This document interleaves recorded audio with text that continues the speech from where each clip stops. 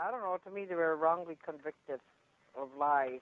You know, people that did get it. I don't know who all testified or whatever, because I know I did.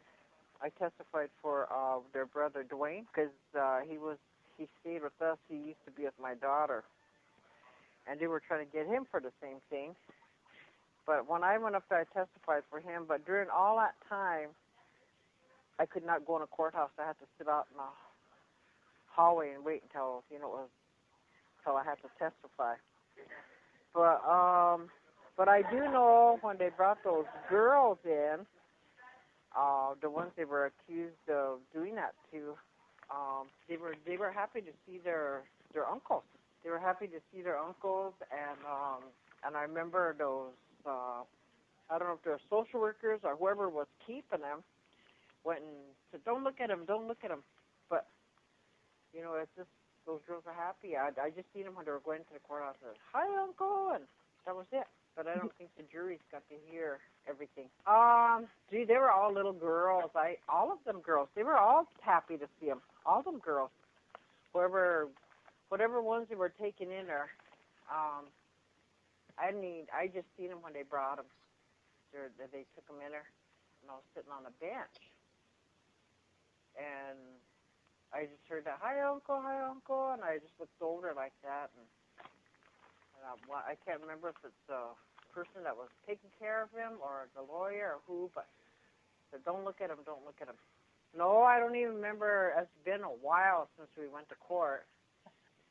I don't know who all testified against the boys, but I think whatever they said is not true, because I think they were trying to come back on my grandkids through my daughter and Dwayne. See, I had them for a while. They were twins, Rio and RJ.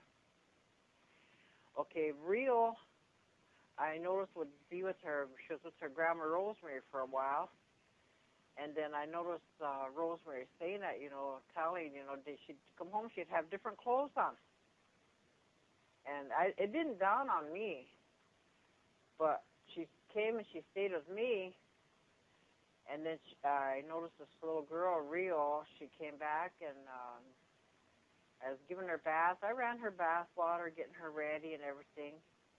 And I said, "Rio," I said, "why do you have different underclothes on? Where is your underclothes? 'Cause I just bought you underclothes. Where are they?" And she said, "Sister Joan gave me these." That was all she said. And so I didn't make a big deal about it. I just got her ready, and she went to bed. She went to school, and next day I called on her. And I told Sister Joan, I said, "Sister Joan, I want to know why Rio came back with different underwear on. Why is that?" "Oh, I always keep a lot of underwear down here. I keep them for these girls that have accidents." I just thought she had an accident. And I forgot about it, and I just thought that was that. And then pretty soon, she had these social workers. I can't remember which ones. But anyway, they said she had to go down to Yankton and talk to a Dr. Kaplan. And I said, "Well, since she's here with me, I'm going to go with her. Since I'm her legal guardian, I'm going to go with her."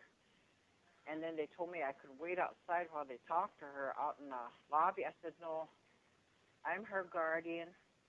I'm like her guardian, so I have a right to be in there with her. She doesn't know. And I'm not going to say anything. You could say anything you want to her. Ask her anything. I'm just going to sit down, and I'll be reading a book, and, I wouldn't pay attention or whatever you got to talk to her about."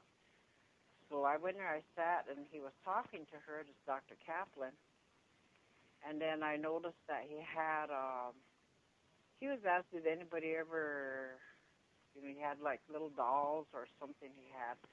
And I remember looking up at him, and he was asked, "Did anybody ever do this to you or do that to you?" And he had like this, I don't know, like feeling, and touchy-feely or whatever. And I just looked at him, and I didn't say nothing.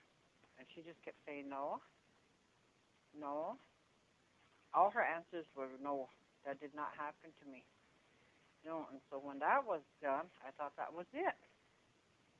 And they said, no, she's got to have an examination.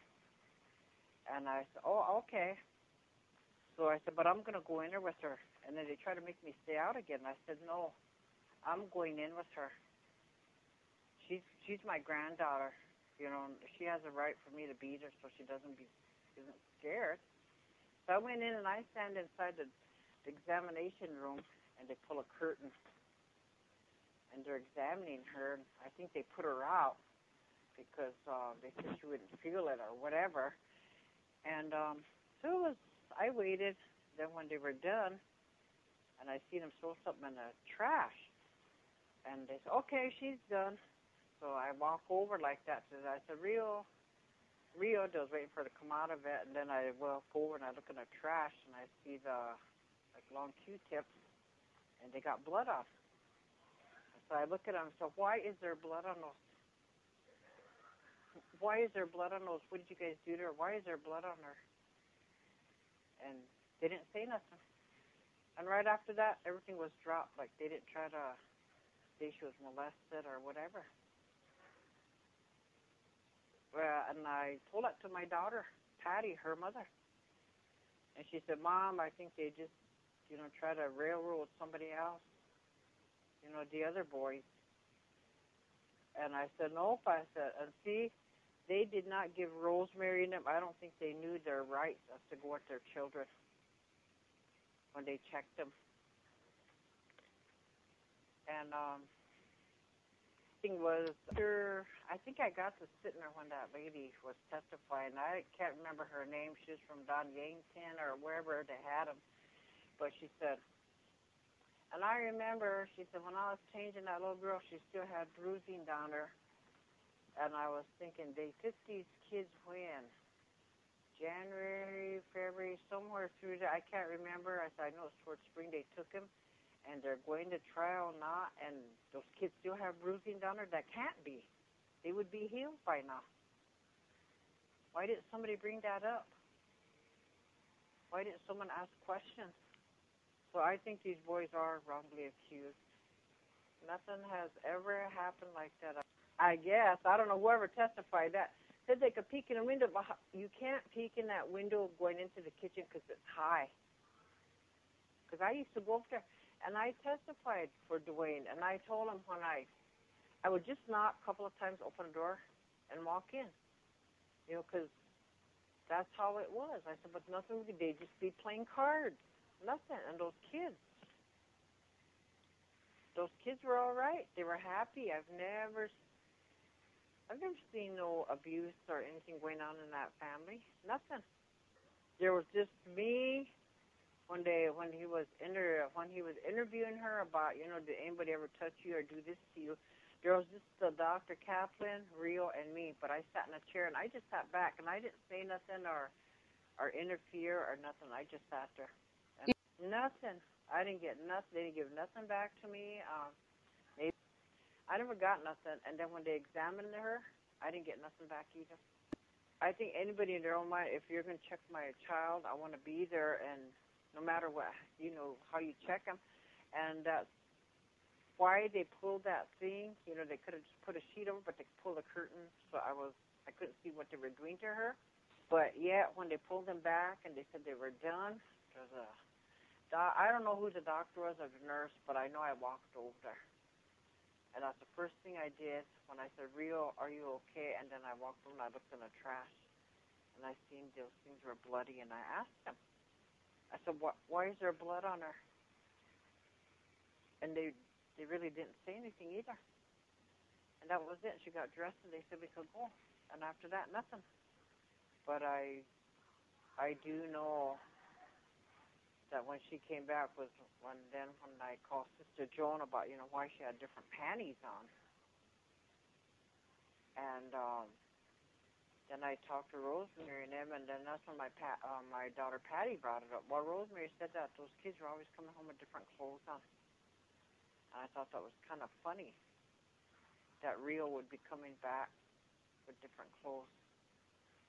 And then when I kept her, and I bought her new underwear and stuff, and when she went to school, and like I said, when I got her ready for that bath, she didn't have them on. She had different panties on. And I'm glad, like I told my daughter, I'm glad I asked. Rosemary, I said, I feel bad because she don't get to see her sons or nothing. I said, but I feel bad that there was no one there to ask questions when they took her grandchildren in there from their side of the family. This Raymond Knoyer, I remember my grandchildren would come back from school, and I can't.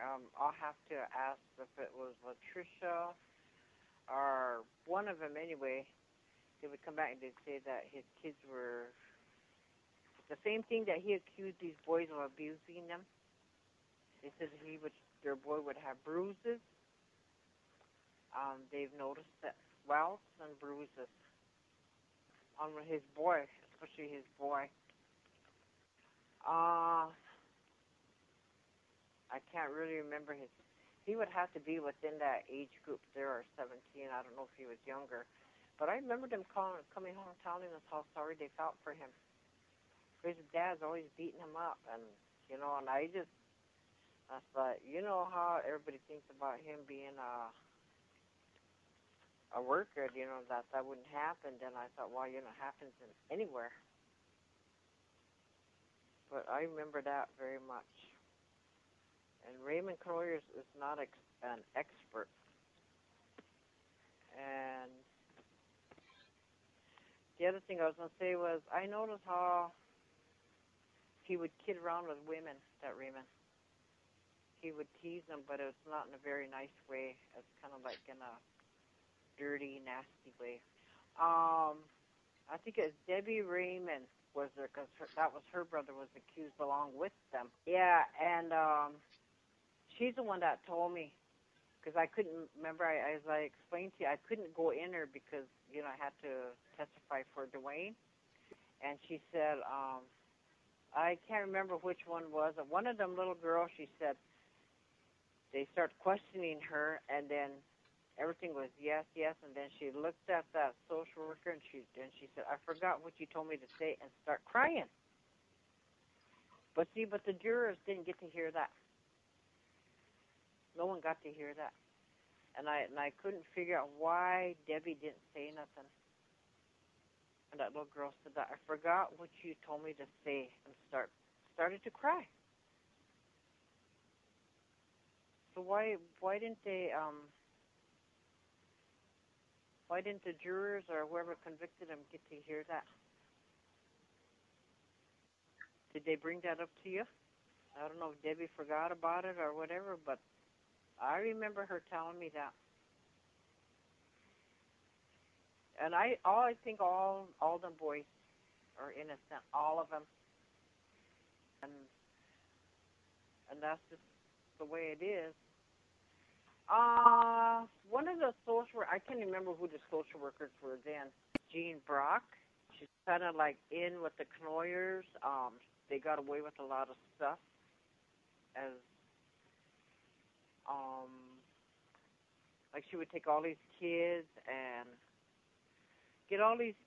get welfare, whatever help she can for them. And her husband was very demanding, and just going to stores, and that's what people were telling me. He'd go in there, I need this and I need it now, and blah, blah, blah, and get this. But he was tightly knitted with the Knoyers, and I think Stevie Knoyer was the tribal chairman. And at the time when they first convicted him, we tried to get signatures to help them. But Jean Brock, her husband, and Stevie Knoyer, everybody knew it down here. And it's too bad Rosemary's gone. I think